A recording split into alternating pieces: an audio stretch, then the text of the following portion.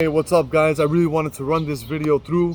It's a better idea of how to become more self-aware, and these are some of the things that help me personally on my journey to become more and more self-aware.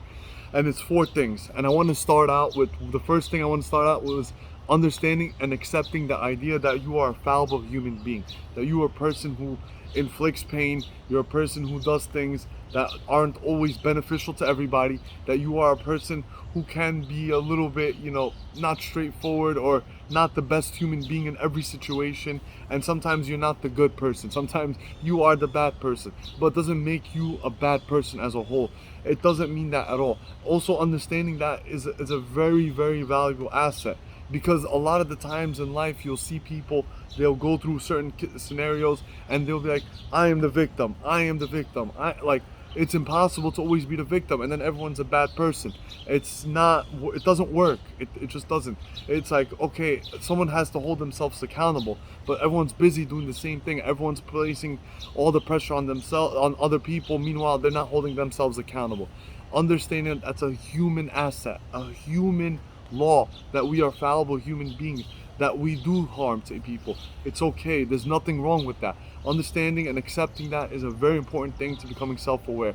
The second thing I want to go through is understanding your past. That is a very, very important thing. When you understand your past now, you're able to categorize certain situations, understand like why you are the way you are. If you grew up poor and you're not poor anymore, like understanding like how you became this person that's not poor anymore financially. If you're a person who's socially awkward, understanding how you became socially awkward, why you were socially awkward. Were you enclosed? Were you placed in a bubble when you were a kid?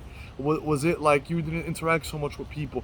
Were your parents very controlling? I don't know. There's so many different things, and a lot of these things, they go into your person. They help create the type of personality you are, the type of person you are. A lot of these things help you in the process. If you grew up around religion, are you a person who hates all religions? Was it because you had a bad experience when you were younger? Or are you a person who is now very devoted because of your early life in religion? Understanding the past will help you understand the present. I guarantee it. And also, this is very important when it comes to trauma. Things that happen to you, things you don't want to think about, things you don't want to feel.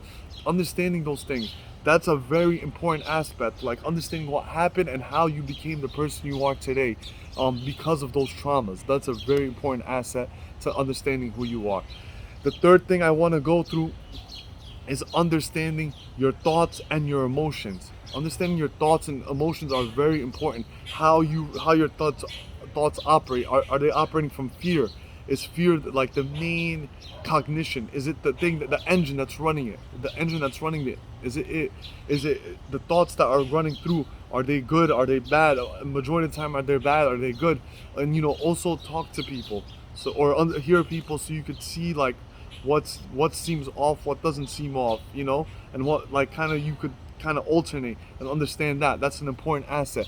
Understanding your emotions are a very important critical situation, because when you understand your emotions, you're able to put labels on it. You're like, this is anger, this is shame, this is fear, this is sorrow, this is grief. All these types of like labeling the emotions behind those acts will help you be able to understand and categorize certain aspects of your personality and who you are as a person. And the last thing I want to go through is understanding your cycles, like your life cycles, like what you were going through, and that kind of overlaps with trauma and overlaps with your past. Understanding these things, because you live through a cycle. Do you have an addictive personality? When you were like 15, were you smoking cigarettes, chain smoking? Then when you turned 18, did you become like a person who was heavily devoted in religion? At 21, were you a drug addict? At 24, were you like chasing men or women or whatever you were chasing?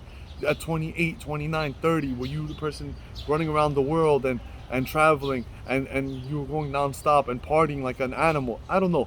All of these things, understanding your pattern, how you work as a person, your patterns, very important, very important. And a lot of these things are all based off of what? The fact that we are human beings who could be fallible, who could do wrong, it's okay. Like, it really is okay. There's nothing wrong with it. You know what I mean? Whether you're a religious person or not, it's okay. God is very forgiving.